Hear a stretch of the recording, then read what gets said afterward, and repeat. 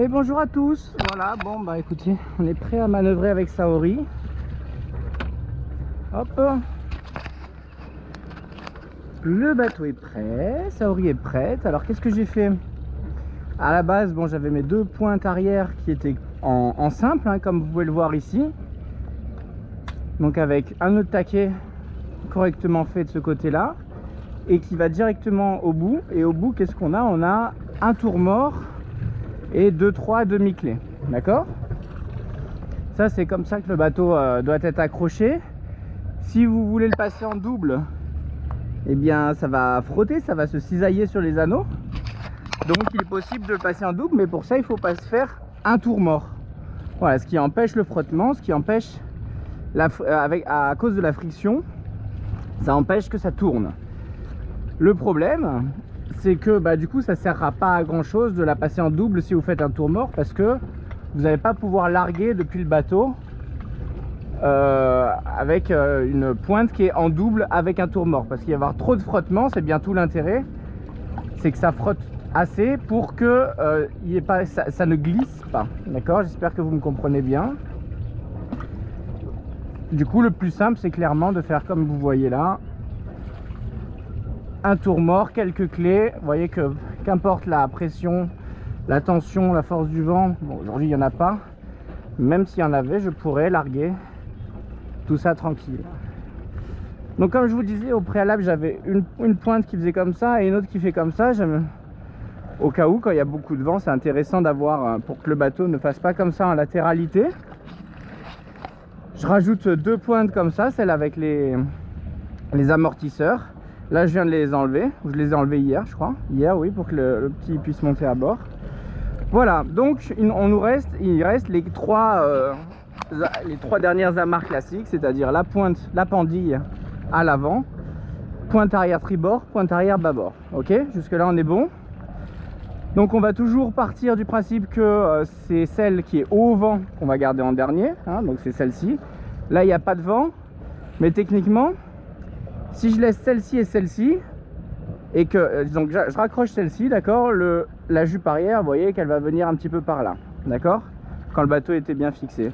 Maintenant si je largue celle-ci, hop, le comportement du bateau va faire qu'il va se mettre plutôt dans l'alignement entre ces deux là, vous voyez, tac, parfait.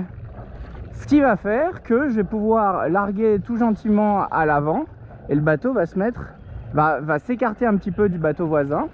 Là il n'y en a pas, mais il peut y avoir un bateau juste à côté ici. Du coup il se met un petit peu en drapeau entre guillemets. Je regarde juste la pendille, vous voyez que la pendille, il y en a une qui fait comme ça, comme ça, comme ça. Donc il va falloir bien attendre quand même que tout ça coule au fond de l'eau pour pas passer dessus.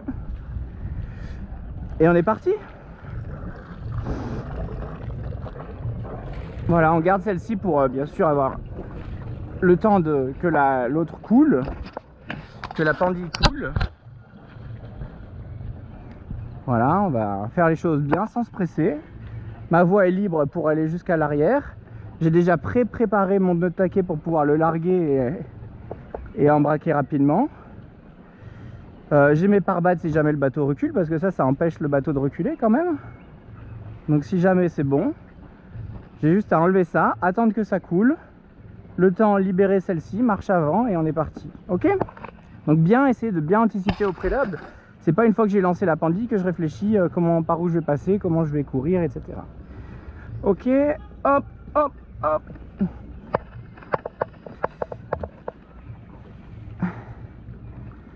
C'est une pendille un peu particulière celle-ci.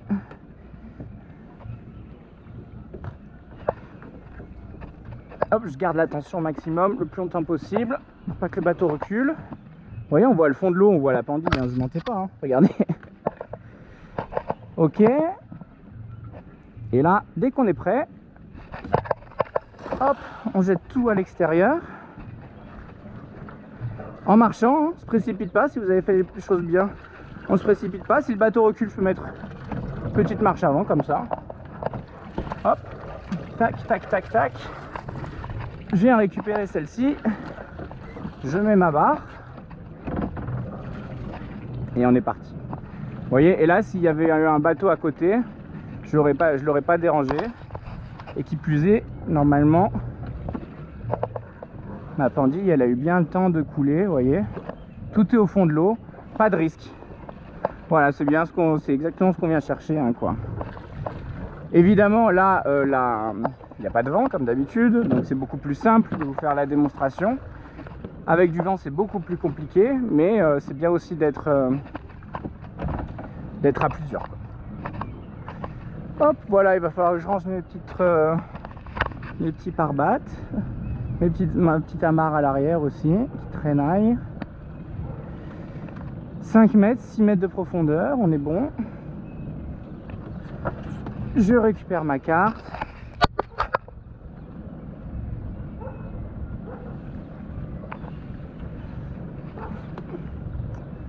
Et on est parti pour un nouveau départ de Maratea. Voilà, on fait attention aux pendilles de part et d'autre.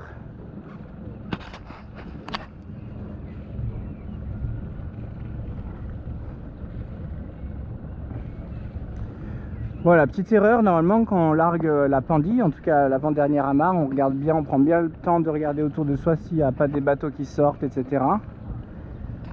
Donc là, normalement, j'aurais dû anticiper que le gros bateau allait sortir, etc.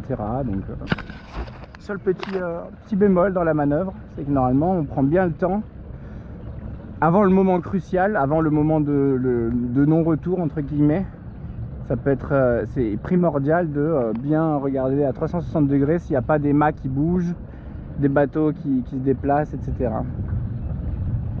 8,7 m, je regarde bien parce qu'ici, il ne va pas falloir se rater. Non, ici ça va, c'est plutôt tranquille. On va juste bien faire le tour de cela. Parce que c'est là où on voyait l'eau turquoise. Vous voyez, regardez un peu comme je vous disais, comme c'est beau là, cette roche avec ces petites maisons dessus et tout, c'est vraiment mignon tout plein quoi. Là vous êtes sur ce port là avec la montagne, le Jésus juste au-dessus et tout, c'est vraiment incroyable. Voilà, au revoir Maratea, merci pour l'accueil. Voilà, on aura le temps d'en reparler je pense dans une prochaine vidéo. Je vous expliquerai un peu l'aventure qui s'est passée ici. Regardez-moi cette eau. J'espère que vous voyez, hein. Là on voit tout le fond, hein. Oh, il y a beaucoup de bateaux, on va ralentir un petit peu, on va essayer de reprendre un peu sur la droite, laisser passer tout le monde. Lui il passe, lui il passe.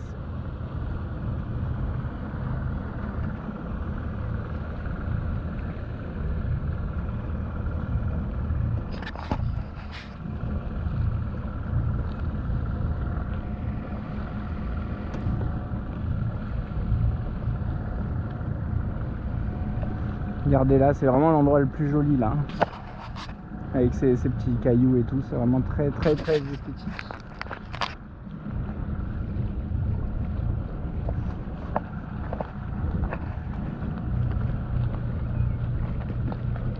Hop, on va prendre bien large.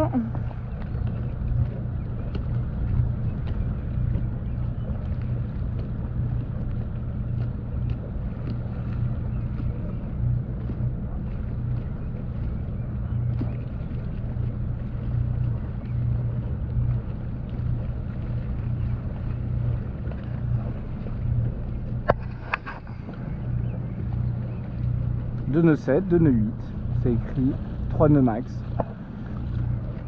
Donc on n'est pas trop lent, on n'est pas pressé. On a 13 mètres de fond et on voit le fond.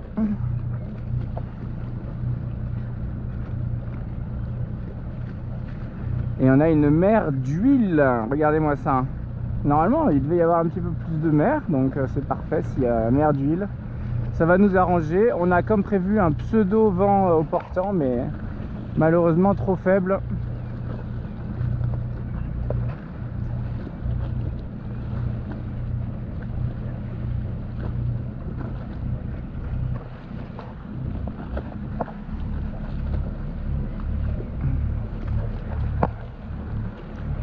Voilà, au revoir la basilique, hein. Donc comme je vous l'expliquais, on est en Basilicata, on est dans la petite partie de la Basilicata qui touche la côte méditerranéenne, hein. La Basilicata est plutôt une région centrale, dans le sud de l'Italie évidemment, mais plutôt terrestre on va dire.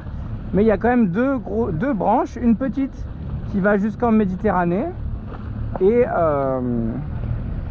une autre qui va dans le golfe de Tarente en mer Ionienne du coup.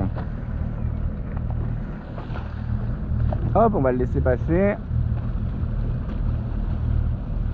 Et voilà un petit peu ce qui nous attend. Regardez, il y a une belle petite île. Et je pense que ça doit pas être très loin derrière la montagne, là où on va. Que je regarde. Si l'île c'est ça, la montagne c'est ça, et là... Ah non, non, c'est bien après. C'est bien après, ok.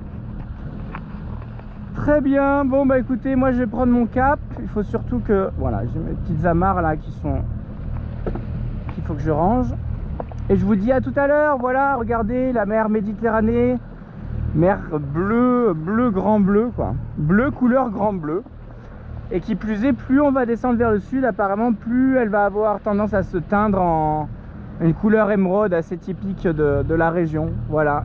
Regardez, c'est quand même bien protégé. Alors c'est pas très beau hein, ces trucs là, c'est vraiment très moche. Mais du coup c'est quand même hyper bien protégé en plus de tout quoi. Il y a un gros mur en béton derrière, un gros môle. Donc c'est vraiment un super plan ici, un super coin. Hein. Pour vous donner une idée, on est dans le golfe de Porto Policastro. Le golfe de Policastro qui est au niveau de Sapri. Sapri avec un S. Je vous embrasse, voilà, je vous dis à tout à l'heure, bye bye. De retour sur l'eau, à tout de suite.